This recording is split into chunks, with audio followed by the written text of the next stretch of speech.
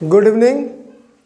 जैसा कि आप लोग TRE 4 के लिए प्रिपरेशन कर रहे हैं और किसी कारणवश TRE 1, 2, 3 में आपका सिलेक्शन नहीं हो पाया है, तो आप लोग जानना चाहते होंगे या समझ गए होंगे कि कहाँ कमी रह गई है या हमसे कहाँ चूक हुई है।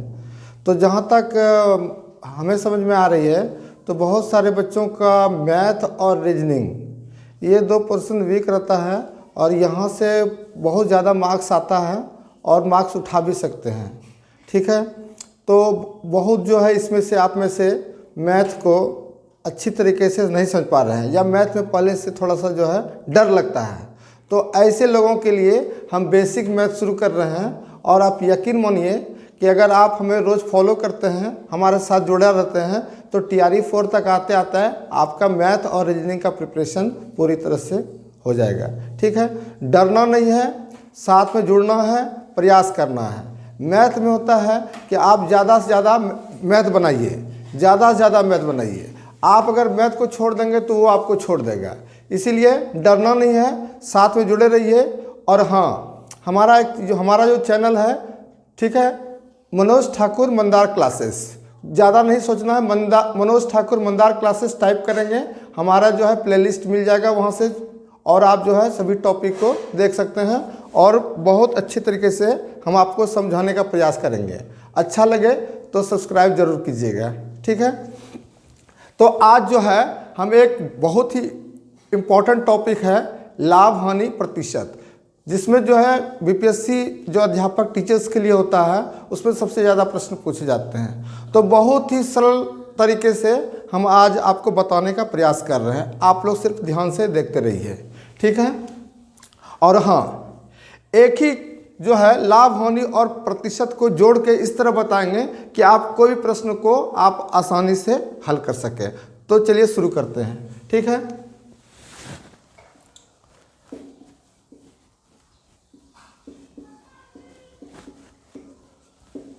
लाभ हानि प्रतिशत। ठीक है, तो सबसे पहले क्या करना है, जैसे 20% लाभ, 20% हानि। लाभ को हम ये भी लिख सकते हैं अधिक, और हानि में कम भी कर सकते हैं, बोथ आर सेम। ठीक है,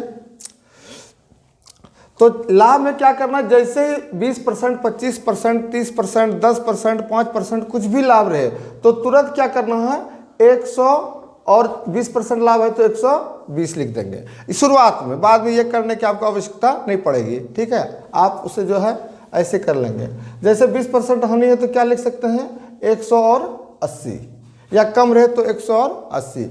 अगर मान लीजिए 25% लाभ है तो 100, 125, 30% लाभ है तो 100, 130, सो ऑन। उसी तरह हानि या कम में 20% हानि है तो 180, 25% हानि है तो 175, ऐसे लिख लेना है। ठीक है, अब मान लीजिए कि छोटे से उदाहरण से शुरू करते हैं। जैसे हमने 500 रुपये में एक बुक खरीदा, 500 रुपये में एक किताब खरीदा। ठीक है, और उसको हम 20% लाभ पर बेचेंगे, 20% लाभ पर बेचेंगे तो कितने बेचेंगे, 20% लाभ पर बेचेंगे तो हम उसे कितने बेचेंगे, हमारा SP क्या होगा, सेलिंग प्राइस क्या होगा। तो लाभ है तो क्या लिखना है, 100 और 120। लाभ में क्या बताया था हमने, 100 और 120। अब आप ये सोचिए कि हमने 500 में खरीदा और लाभ लेके बेचेंगे, तो ज़्यादा में बेचेंगे या कम में, तो आपका ऑब्वियस उत्तर होगा ज़्यादा में बेचेंगे। 500 में खरीदे हैं और लाभ लेके बेचना है तो ज़्यादा में ही तो बेचेंगे। तो आंसर ज़्यादा लाने के लिए ज़्यादा वाला पार्ट ऊपर, आंसर कम लाने के लिए कम वाला पार्ट ऊपर। फिर से हम रिपीट कर दे रहे हैं, आंसर ज़्यादा लाने के लिए ज़्यादा वाला पार्ट ऊपर, आंसर कम लाने के लिए कम वाला पार्ट ऊपर। तो यहाँ आंसर ज़्यादा है तो ऊपर क्या रहेगा, 120, और नीचे रहेगा 100। बात समझ में आ रही है। फिर से एक उदाहरण लेते हैं। मान लीजिए हमने 2000 में एक मोबाइल खरीदा और उसको हम 25% हानि पर बेच देते हैं, 25% हानि पर बेच देते हैं। तो हानि जैसे ही देखेंगे तो हम क्या लिखेंगे, 100 और 75, 100 और 75, 25 घटा के, ठीक है। अब यहाँ पर ध्यान देना है कि 2000 में हमने खरीदा, 2000 में हमने खरीदा और 25% हानि पर दे रहे हैं, हानि पर दे रहे हैं। तो ज़्यादा में देंगे या कम में, कम में देंगे।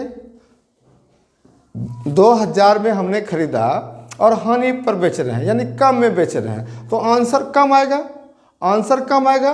तो क्या होगा, कौन सा ऊपर जाएगा, 75 ऊपर जाएगा। कम आंसर लाने के लिए कम वाला पार्ट ऊपर, अधिक आंसर लाने के लिए अधिक वाला पार्ट ऊपर। तो यहाँ सिंपली लिख देना है 2000 गुना 75/100। बात समझ में आ रही है। फिर से एक एग्जांपल लेते हैं। अब देखिए, जैसे कि मान लीजिए मैंने एक मोबाइल को बेच दिया 2500 में, 2500 में एक मोबाइल को हमने बेच दिया 25% हानि पर। क्वेश्चन ध्यान से सुनना है, 2500 में एक मोबाइल बेच दिया हमने 25% हानि पर, तो कितने में खरीदा था, तो हमने कितने में खरीदा था। फिर से क्वेश्चन देख लीजिए, 2500 में हमने एक मोबाइल बेच दिया 25% हानि पर, तो हमने इसे कितने में खरीदा था, ठीक है। अब क्या है, हानि जैसे ही देखे हानि, जैसे ही देखे हानि, तो हमको क्या करना है, 100 और 100 में 25 घटा के 75 लिख लेना है यहाँ पर, ठीक है। 100 और 75 लिख लिए। अब देखिए 2500 में हमने बेचा, 2500 में हमने बेचा और हमको लॉस हो गया है, तो हम इससे ज़्यादा में खरीद के लाए थे या कम में। 2500 में हमने बेचा और हमको लॉस हो गया, तो हमने इससे ज़्यादा में खरीद के लाया था, तभी तो लॉस हुआ। तो आंसर इससे क्या होगा, ज़्यादा होगा। आंसर इससे क्या होगा, ज़्यादा होगा। तो ज़्यादा आंसर ले जाने के लिए हमने क्या बोला था, ज़्यादा वाला पार्ट ऊपर रहेगा। तो 100 और 75 में अधिक कौन है, 100 अधिक है, तो 100 को ऊपर ले जाएंगे और 75 को नीचे ले जाएंगे। सॉल्व कर लेना है, बहुत आसान है, समझ में आ रहा है। फिर से देखिए, 2500 में हमने एक मोबाइल बेचा, 25% की हानि हो गई। तो हमने जब बेचा और हमको हानि हो गई, तो हम सोचेंगे कि इससे ज़्यादा में खरीदे थे या कम में, तो ज़्यादा में खरीदे थे। और हानि में क्या बताया है, 100 और 100 में घटा के लिखना 75। अब आंसर इससे क्या आना चाहिए, ज़्यादा आना चाहिए। तो ज़्यादा आंसर लाने के लिए ज़्यादा वाला पार्ट ऊपर, यानी 100 ऊपर जाएगा, 75 नीचे जाएगा। फिर से एक एग्जांपल लेते हैं, बहुत आसान है। और ये फ्रैक्शन मेथड इसको बोलते हैं, फ्रैक्शन मेथड। ये एक ऐसा मेथड है जो कि आप अर्थमेटिक के ज़्यादातर चैप्टर में इसका ज़रूरत पड़ेगा, और इसके बिना आप मैथ को सही तरीके से बना ही नहीं पाएंगे, ठीक है। इसीलिए इस पर आप लोग ज़्यादा से ज़्यादा अभ्यास कीजिए। जितना ज़्यादा अभ्यास करेंगे उतना ज़्यादा परफेक्टनेस आएगा। एक एग्जांपल और लेते हैं। जैसे मान लीजिए 5000 में मैंने एक टीवी बेचा, 5000 में मैंने एक टीवी बेचा 20% लाभ पर, 20% लाभ पर। 5000 में मैंने एक टीवी बेचा 20% लाभ पर, तो हमने कितने में खरीद के लाया था, कितने में खरीद के लाया था, ठीक है। अब लाभ है तो क्या लिखना है, लाभ है तो 20% लाभ है तो 100 और 120 जोड़ के लिखना है। लाभ में हमने शुरू में ही बताया, जैसे ही लाभ हो, अधिक हो, तो क्या करना है, जोड़ के लिखना है। तो 100 और 120 लिख दिए। अब है कि 5000 में हम बेचे, 5000 में हम बेचे और हमको लाभ हो गया। 5000 में हमने बेचा और हमको लाभ हो गया, तो 5000 से ज़्यादा में खरीद के लाए थे या कम में। 5000 में हमने बेचा और हमको लाभ हो गया, तो कम में लाए थे तभी तो लाभ हुआ। 5000 से कम में लाए थे तभी तो लाभ हुआ। तो आंसर मेरा क्या होगा, 5000 से कम होगा। आंसर मेरा क्या होगा, 5000 से कम होगा। तो ये दोनों में कम कौन है, 100, तो 100 ऊपर जाएगा और 120 नीचे जाएगा। फिर सॉल्व कर लेना है। बात समझ में आ रही है, बहुत आसान है। अब इस पर आप लोग जो है प्रैक्टिस करते रहिए, इस पर आप लोग प्रैक्टिस करते रहिए, ठीक है। और यह जो है सभी जगह काम देता है। जैसे मान लीजिए इसकी कर देना सर, अब बंद कर दो सर।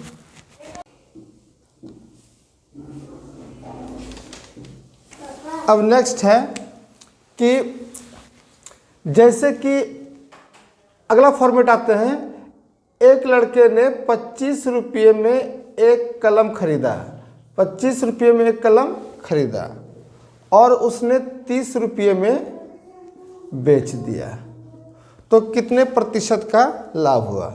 तो प्रॉफिट जो है, लाभ जो है वो कितने प्रतिशत का हुआ?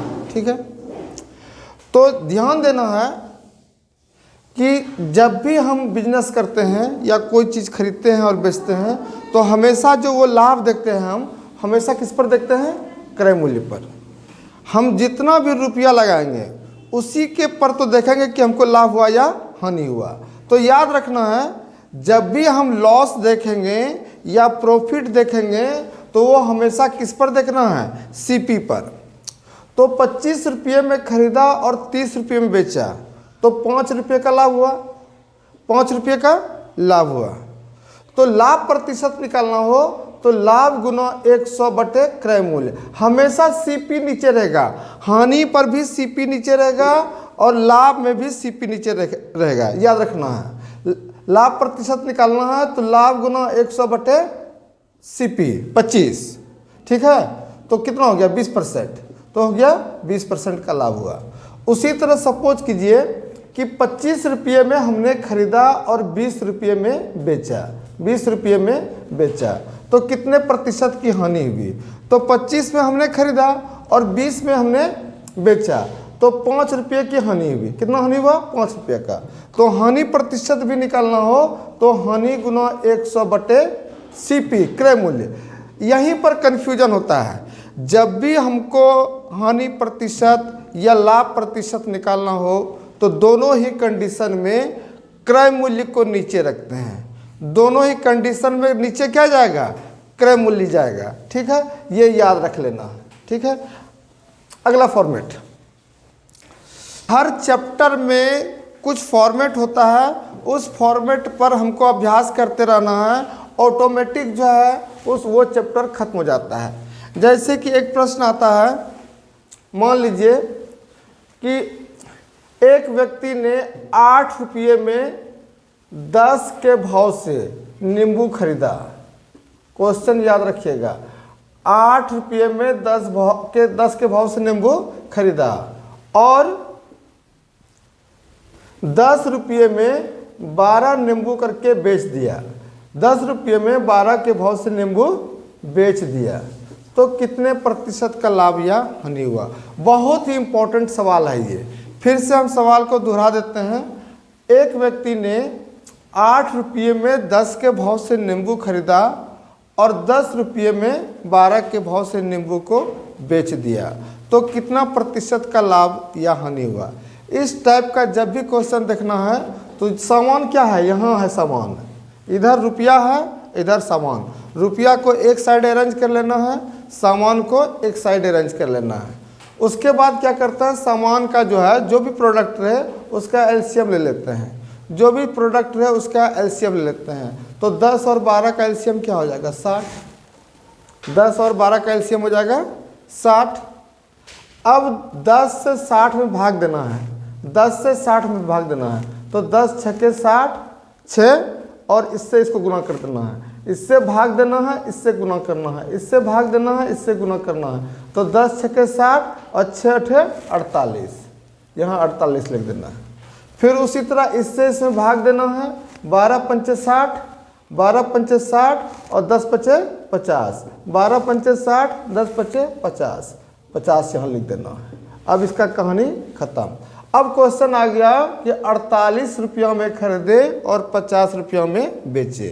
48 रुपयों में खरीदे और 50 रुपयों में बेचे, तो लाभ हो गया। 48 में हमने खरीदा, 50 में हमने बेचा, तो लाभ हो गया। लाभ कितने रुपये का हो गया? 2 रुपये का।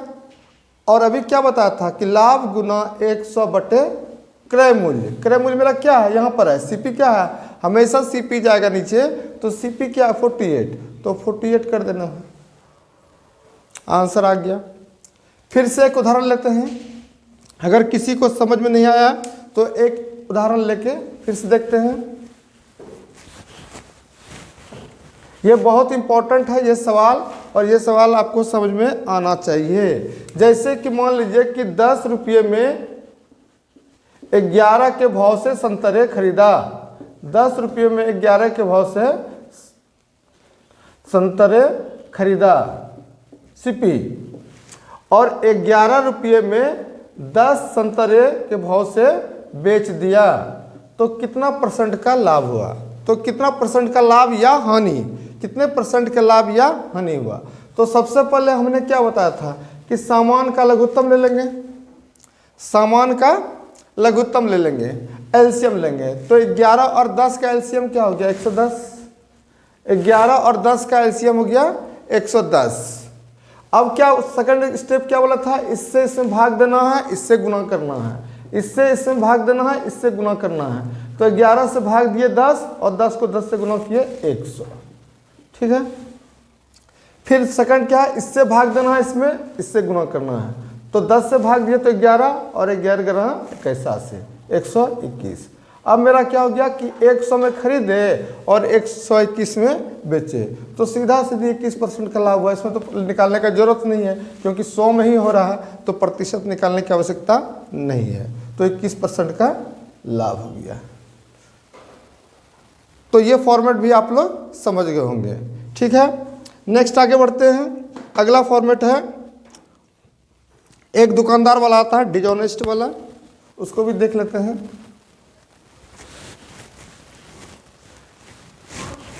बेईमान दुकानदार का एक प्रश्न आता है, लाभ हानि से बहुत पॉपुलर प्रश्न है। जैसे कि बोलेगा कि एक बेईमान दुकानदार क्रय मूल्य पर सामान बेचने की घोषणा करता है। प्रश्न को ध्यान से सुनना है। एक बेईमान दुकानदार क्रय मूल्य पर सामान बेचने की घोषणा करता है, लेकिन वह 1 केजी के स्थान पर 800 ग्राम तौल करता है। फिर से रिपीट कर देते हैं प्रश्न। एक बेईमान दुकानदार क्रय मूल्य पर सामान बेचने की घोषणा करता है कि भाई जितना में खरीदे थे उतना में ही आपको देंगे, लेकिन वह क्या करता है? 1 किलो के स्थान पर 800 ग्राम तौलता है। तो पूछेगा कि उसका प्रतिशत लाभ क्या है। ठीक है, तो इस तरह के प्रश्न में कितना कम तौला? तौलना था 1 किलो, तौला उसने 800 ग्राम। तो 1 केजी यानी 1000 ग्राम, 1000 में 800 घटा दिए, 1 केजी में 800 घटा दिए तो कितना हो गया? 200। जितना कम तौला ऊपर, जितना तौला नीचे, फिर से जितना कम तौला ऊपर, जितना तौला नीचे गुना 100। बहुत आसान है। 25% का लाभ हुआ। बात समझ में आ रही है? फिर से एक उदाहरण देखते हैं। एक बेईमान दुकानदार क्रय मूल्य पर सामान बेचने की घोषणा करता है, लेकिन वह 1 किलो के स्थान पर 950 ग्राम तौल करता है, या ऐसे भी दे देगा 50 ग्राम कम तौल करता है। तो उसका प्रतिशत लाभ याद कीजिए। तो 1 किलो तौलना था, तौला कितना उसने? 950। तो कितना कम तौला? 50। तो जितना कम वेट करेगा ऊपर रखना है, जितना वेट किया वो नीचे रखना है, गुना 100। बहुत आसान। ठीक है, आप लोग समझते जा रहे हैं। अगर किसी प्रश्न में दिक्कत हो तो आप फिर से जो है वीडियो को फिर से देख सकते हैं। ठीक है, बहुत आसान तरीका है, ज़्यादा पैनिक नहीं होना है। अब क्या होता है, कभी कभी इसमें थोड़ा क्वेश्चन को बढ़ा ट्विस्ट कर देगा।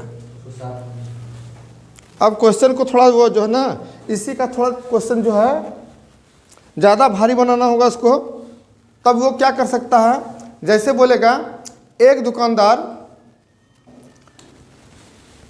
20% लाभ पर सामान बेचने की घोषणा करता है। ध्यान से सुनना है। एक दुकानदार 20% लाभ पर सामान बेचने की घोषणा करता है और वह 1 किलो के स्थान पर 800 ग्राम तौलता है, तो उसका कुल लाभ कितना है?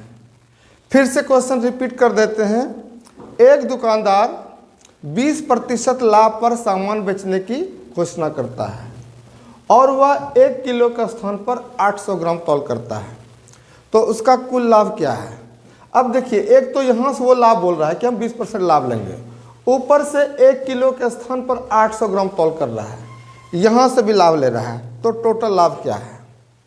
तो इसको बनाने का तरीका क्या है, इसको भी छोड़ देंगे, इसको बना लेंगे। अभी इसका बनाया था कि 200 ग्राम कम तौल किया, तो 200 बटे 800 गुना 125, तो यहाँ से उसको कितना परसेंट लाभ हो गया, 25%। यहाँ से लाभ कितना हो गया, 25%, और यहाँ से लाभ कितना है, 20%। तो 2 सक्सेसिव लाभ हो, ठीक है, या 2 सक्सेसिव इंक्रीज हो, तो 25 जोड़ 20 जोड़ 25 गुना 20 बटे 100, तो ये हो गया 45 जोड़ ये हो गया 5, 50। कुल लाभ कितना हो गया उसका 50। सीधे नहीं जोड़ देना है, सीधे ये दोनों को नहीं जोड़ देना है। 2 सक्सेसिव इंक्रीज जो होता है, तो दोनों का जोड़ प्लस दोनों का गुना बटे 100। इसको अगले फॉर्मेट में पढ़ाएंगे, इसको अगले फॉर्मेट में फिर से पढ़ा देंगे, ठीक है, अभी याद रख लेना है।